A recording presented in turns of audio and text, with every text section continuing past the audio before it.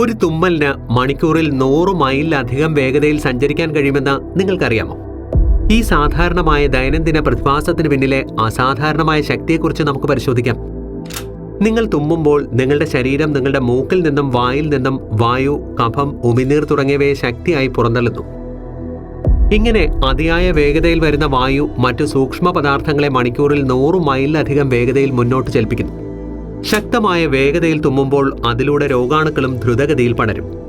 അത്തരത്തിൽ രോഗങ്ങൾ പടരുന്നത് തടയുവാനാണ് തുമ്മുമ്പോൾ നിങ്ങളുടെ വായും മൂക്കും മൂടി വയ്ക്കണമെന്ന് പറയുന്നത്.